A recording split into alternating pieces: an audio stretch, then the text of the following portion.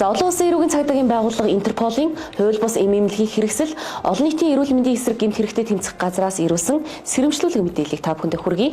За энэтхэг улсад ханиадны сироп хэрэглэсэн хүүхдүүд нас барж 3 төрлийн сироп хэлбэрийн эмийг аюултай хэмээн сэрэмжлүүлээд байна. За сүүлийн 1 сарын хугацаанд энэтхэг улсын Мадхья Прадеш мужийн Чхиндвара дүүрэгт Cold Reef нэртэй ханиадны сироп хэрэглэсэн 22 хүүхэд бөөрийн дутагдлаар нас орсон байна. Тус хэргийг мөрдөн шалах явцад Cold Reef хэмээх сиропт диэтилен гликол хэмээх хорт бодис агуулгадж байсан тогтоогджээ. За энэ нь бөөрийн ажиллагааг доголдуулж улмаар үхэлд хүргэх бодис юм а.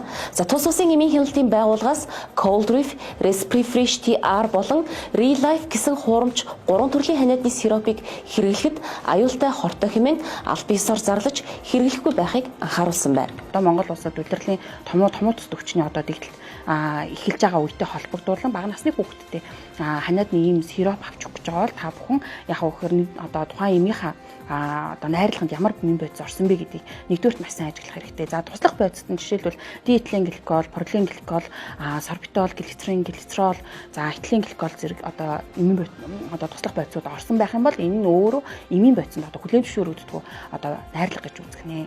За нөгөө төгөөр гэх юм бол гараас гарт дамжуулан худалдаа авахаас одоо аль болох сэргийлэх хэрэгтэй гэж үзэж байгаа. Яагаад вэ гэх юм бол хувь хүнээс болон одоо ямар нэгэн байдлаар тусгай зөвшөөрөл бүхий хуулийн этгээдээс бус хувь хүнээс гар дамжуулан онлайн худалдаа авалт болон цахим орчноос одоо худалдаа авалт зөвлөгөө мэдээлэл авснаар эргээд одоо энэ ямар нэгэн байдлаар хаана үйлдвэрлэсэн тодорхойгүй. За үйлдвэрлэгчийн тодорхой байлаач үйлдвэрлэлийн зохистой дадал одоо мөрдсөн хэсэг нь одоо үл мэддэг ийм одоо эмийн бодисуудыг худалдаа авснаас дараагийн хүндрэл буюу дээрх одоо жишээн дээр гарсан ийм одоо эрсдлүүдийг одоо учруулах эрсдэлтэй гэсэн үг. За тэгээ бөөрийн тухайн одоо бодисыг урт хугацаанд хэрэглэснээр магадгүй бага тунгаар орсон тохиолдолд бол шууд одоо тухайн шинж тэмдгүүд нь бол илэрхгүй урт хугацаанд хэрэглэснээр болохоор яг үгээр бөөрийн архаг дутагдал үүсгэх. За хараа муудаг болон мэдрэлийн үйл ажиллагааны алдагдал, за булчингээс улрал гар хөл бадарах, за сэтгцийн өвчлөл зэрэг одоо шинж тэмдгүүд ажиглагдаж болно.